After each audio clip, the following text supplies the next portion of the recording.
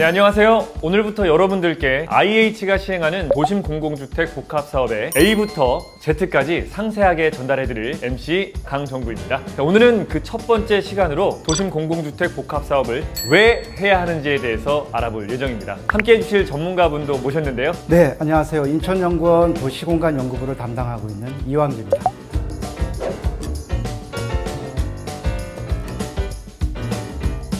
만나서 반갑습니다. 예, 반갑습니다. 또 전문가분을 모시니까 마음이 든든합니다. 지난번에 혼자라서 정말 외로웠었거든요. 그렇지 않아도 지난 시간 자료를 제가 봤는데요. 요거 모르면 진짜 손해예요. 정구님 설명하시는 내용이 전문가 이상이어서 제가 오히려 지금 걱정입니다. 아닙니다. 과찬이십니다. 자, 그럼 지금부터 주민분들이 궁금해하시는 도심 공공주택 복합사업 내용을 자세하게 알아보는 시간을 가져볼까요? 예, 먼저 간단하게 말씀드리면 도심 공공주택 복합사업은 민간 사업으로는 사업 추진이 어려운 역세권이나 중공업지역, 저층주거지를 공공이 주도하는 방식입니다.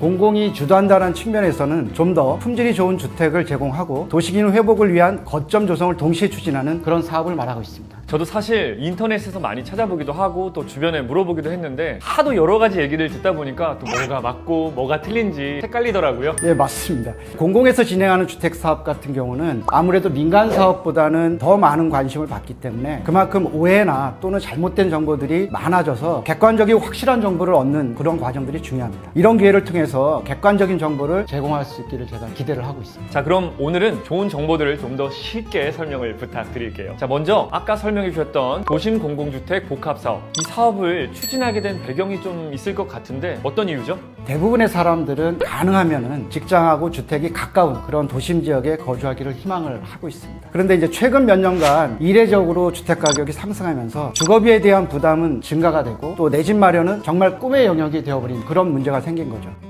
특히 도심 지역은 더 어려워진 상황이라고 볼 수 있습니다. 네, 맞습니다. 요새 역세권에 조금 깔끔하다 싶으면 또 너무 비싸고 또 그마저도 매물이 없어서 예산을 맞춰 찾다 보면 저기 어디 다 쓰러져가는 오래된 집밖에 없더라고요. 맞습니다. 기존과 같은 도심 외곽 지역의 대규모 신도시 공급만으로는 주거 안정 문제라든지 트렌드 변화에 따른 수요에 부응하기가 사실 어렵습니다. 네. 그래서 가능한 빨리 도심에 품질 좋은 주택과 일반 서민들도 쉽게 부담 가능한 주택을 공급하겠다는 의지로 이 사업이 만들어진 겁니다. 자, 그렇다면 이 사업이 대체 우리 주민들에게는 어떤 이점이 있느냐? 이 부분이 좀 중요하다고 생각이 들거든요. 이 사업의 이점은 크게 네 가지로 말씀드릴 수 있을 것 같은데요. 먼저 첫째가 도시 규제 완화 부분이고, 둘째가 토지 등 소유자의 부담 감소, 그리고 셋째는 사업 리스크 책임을 공공이 진다라는 점이고요. 넷째가 투명한 사업을 추진하겠다. 이게 이제 네 가지의 이점이 들어있다고 보시면 될 것 같습니다.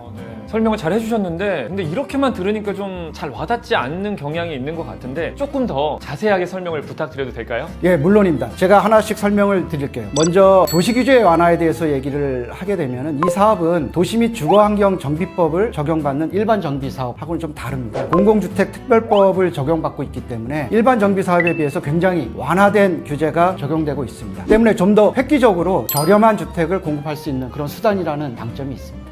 이 도시 규제가 완화된다는 게 예를 들면 어떤 부분을 말하는 거죠? 보통 이 개발 밀도, 용적률하고 관련된 완화 내용들이 가장 중심이 되고 있는데요. 네. 용적률에 대해서는 기존 용도 지역이 뭐 일반 주거 지역인 경우에 이거를 이제 준주거 지역으로 용도 변경이 가능해질 수 있고, 이렇게 되면 용적률을 좀 획기적으로 올릴 수 있는 그런 수단이 될 수가 있습니다.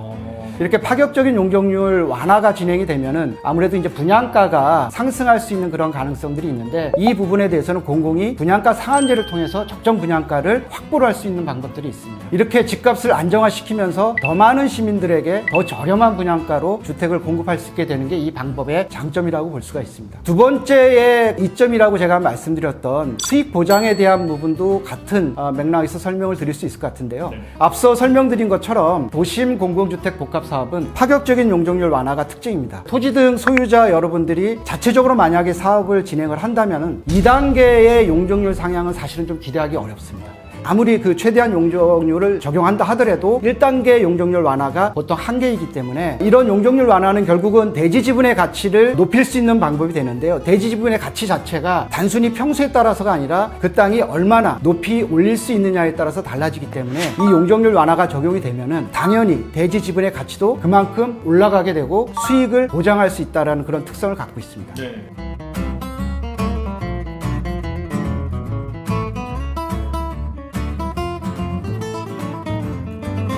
이게 실제로 이제 국토부에서 발표한 자료를 보면은 자체 사업과 도심 공공주택 복합 사업의 수익률을 비교했을 때 도심 공공주택 복합 사업의 수익률이 10에서 한 30% 정도 높게 나타나는 걸로 발표를 하고 있습니다. 오, 수익을 보장해줄 수 있는 확실한 플랜과 이 근거가 있는 거였네요. 우리 전문가님 너무 열정적으로 설명해 주시고 계신데 괜찮으신 거죠?